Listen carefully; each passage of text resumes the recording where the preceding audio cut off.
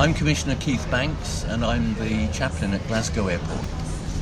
I've had a fantastic life as a Salvation Army officer, stretching over many, many years, but this really has been the icing on the cake. This is the dream job. And way back in the 80s, I said to my wife one day, the only thing I want to do when I officially retire is to be the chaplain at Glasgow Airport. And I cherish the dream. Part of me thought, no, there'll be too many in the queue for this, but I cherish the dream. And I couldn't believe it when I had a phone call one day and said, yes, we've heard about you, would you like to be a chaplain? And when I asked where, they said Glasgow Airport. Unbelievable. God's fingerprints were all over it, really. And it has just been a dream experience. I've had a marvellous time here. So many highlights, highlight after highlight, really. I mean, I could talk to you about the privilege of speaking to people privately, personally. Those have been highlights for me. The sense of fulfillment in being able to be there for people and help people. And that's employees and also passengers. But then there are other kinds of highlights. Because I've been the chaplain here, I had the privilege of attending the Holyrood Palace Garden Party. The Border Force nominated me for that, to say thank you for the work that I did at the time of the Clutha Bar accident. And because I've been the chaplain here, I have the privilege to speak in Parliament and address Parliament. Enormous privileges. And then to attend various dinners and functions and have the chaplaincy recognised. Just amazing. Highlight after highlight, really. It's been an incredible decade. About a year after I started here, I suggested to the management that we might have a nominated chaplain's charity every year. And that met with a very positive response.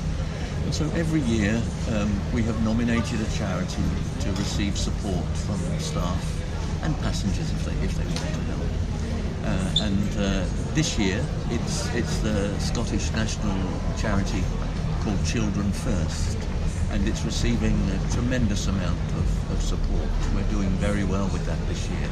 We always present the final cheque at our Christmas carol service that the chaplain leads in the airport, and it's going to be a good result this year. And I'm raising funds for it.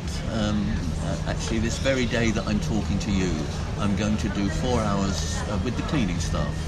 So I'll be cleaning the toilets and emptying the bins and other things that has to be done. And I've asked all staff to give me £1.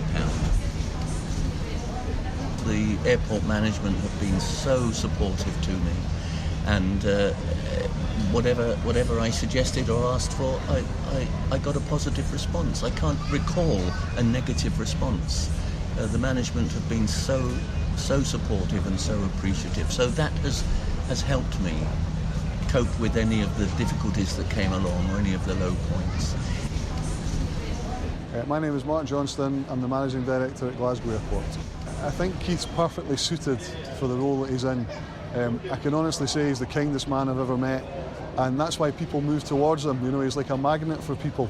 He walks through the terminal, people want to speak to him, and I think it's because they know he's such a supportive human being and that he's always there for everyone. He really is part of the fabric of everything that's good about the airport. I know he's made many friends and he's supported countless passengers and colleagues throughout all the years that he's been here, so we will miss him dearly.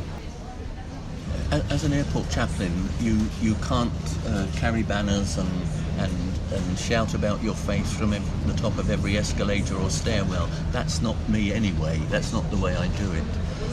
I believe very much in an incarnational ministry, which means that my experience of God, my devotion to Him, my commitment to Christ must show through who I am and the way I do what I do. So I just hope that the dimension of faith in my life has been perceived by the way I've done my job, and by my laughter when that's been appropriate, by my concern when that's been appropriate.